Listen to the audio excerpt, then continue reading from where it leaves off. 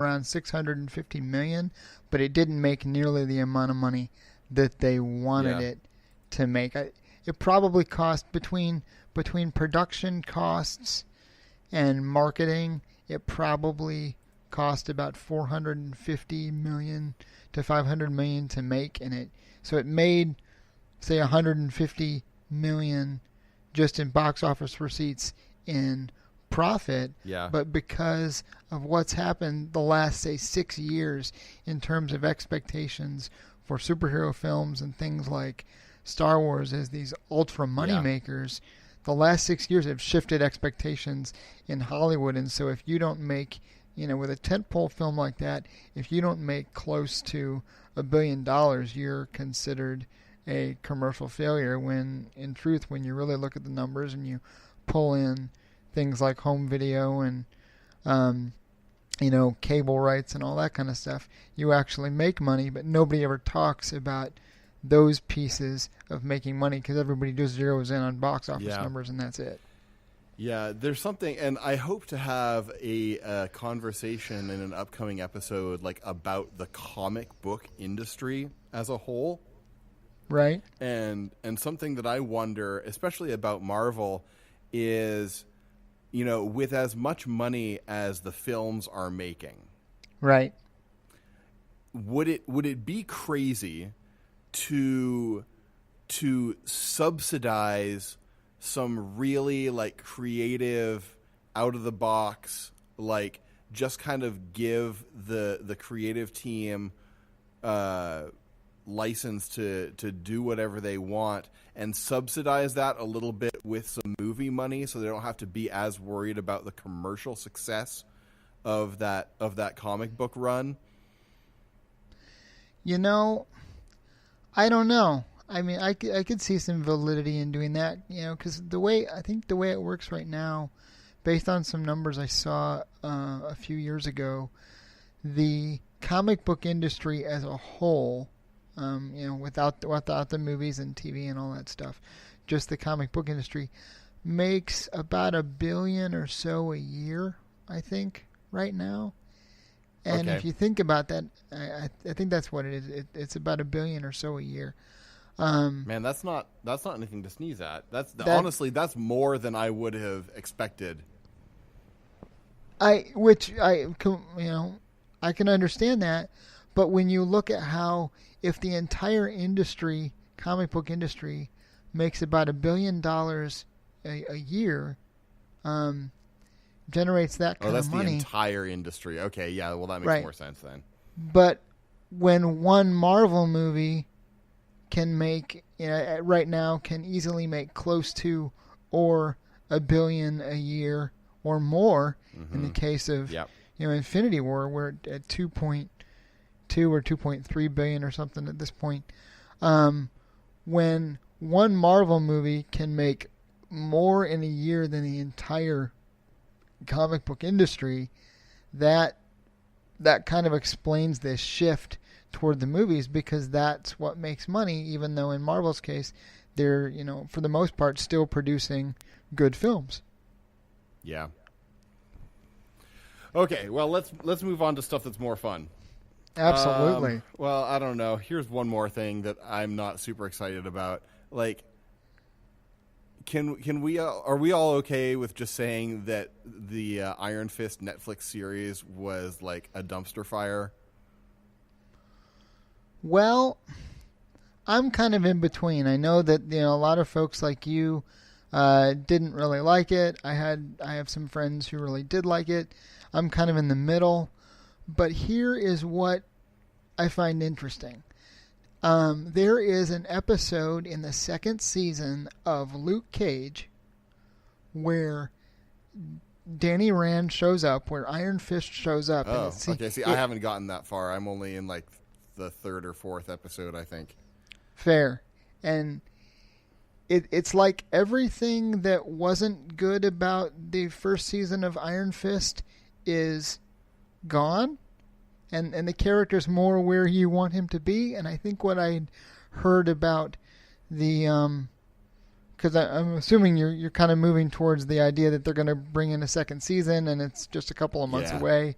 If that, they've kind of said we're moving towards this point where what you saw of Danny in Luke Cage is what you're going to get for the next season. And so if that's true, then I'm more on board with this second season than I would have been.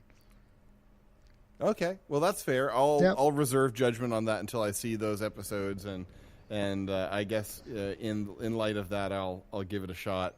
But man, for my money, the Iron Fist, the first season of Iron Fist, and sort of in conjunction with that, every scene with Danny Rand in the Defenders was like the worst thing that Marvel Studios has done so far. Wow, that's a pretty big claim. I don't know what's worse than Iron Fist that Marvel Studios has done. I don't know. I mean, I'm tempted to say the Incredible Hulk movie, because I know it was Universal, but they were kind of involved and stuff, and it's connected and it's part of the MCU. I mean, I really didn't love the Hulk film. Granted, it's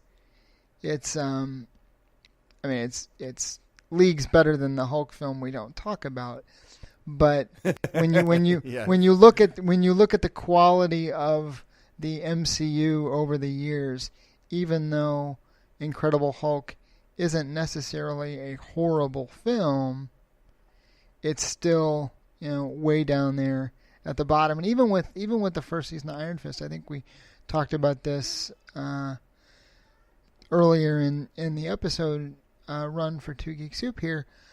There were things about Iron Fist, the show, that I actually thought were fun and worthwhile, and I thought they did a great job with Colleen Wing, and I'm assuming that they're going to continue to use that character in a way that's worthy of who she is and what she does. And I keep asking myself, because I went back and recently watched some of the first season of Iron Fist with my younger brother, who's watching it for the first time and actually really likes it, which kind of surprised me. But the thing I keep asking is, when are we going to get that Daughters of the Dragon spinoff with Colleen and Misty? Yeah, I mean, honestly, I would. Yeah, you're right. I didn't love the first season of Iron Fist at all. I mean, Colleen and Misty were easily the best thing. And if they can turn Danny Rand into a character and not just a grab bag of random and contradicting character sort of beats, then that'll be one thing. But yeah, I would 100 times rather watch The Incredible Hulk than any part of the first season of Iron Fist. Okay. Yeah. Okay. Yeah. So now on to actual fun things. Unless you had anything else or any other response to that, I don't want to cut you off. No, and let's move on, because there's plenty of fun stuff that we both kind of looked at and was like, oh, this is actually good. Okay, so I like it that we're gonna have they did renew Agents of S.H.I.E.L.D. for season 6, right? And that Clark Gregg is actually going to direct the first episode. Okay, glad to know that he's still going to be around. I didn't know that he was going to direct the first episode, but I find it really hard to push that show forward in any major way without him involved somehow. So, yeah, I mean, I think it could be interesting to sort of sideline him and let one of the other characters kind of take on that leadership role. Right. I think that would actually be really interesting. But I don't know. It's I guess we'll see what happens, because I don't know. I think I would sort of like it if he did actually if he did die. Right. I think that would be, he has at this point I think, a fairly complete arc. Like, it's been a very satisfying run. And for there to actually be, sort of consequences of everything that's gone on with that, then I think that would be kind of cool. He actually dies as a result of what's going on with him internally, or if off screen he ends up dying as a result of the Thanos snap. And if he ends up dying as a result of that, since the show's going to pick up after the events of Avengers 4, the assumption could be that he could at least be around for a little while for them to find a way to try and fix him again, even though at the end of season 5 they thought that there was no way to fix him because of the choice that they ended up having to make. Well, maybe you've seen Ant-Man and the Wasp, yes? I have, yes. Maybe they'll use the quantum healing particles on him. That is actually, that could totally work. See, I think that's cheesy and weird, and I am afraid that they're just going to use that as sort of a magic MacGuffin to make things better. I hope that it ends up being smarter than that. I can understand that, but at the same time, you and I know comic books, they do stuff like that all the time, so it wouldn't be out of the realm of possibility. It's not out of the realm of possibility at all, but so far, the MCU has done a great job of subverting all of the, or at least, if not all, then at least a lot of the goofier comic book tropes. True. And so if it just came down to we're going to get this magic gold dust and it's going to make everything better, that would be disappointing to me. Fair. Yeah.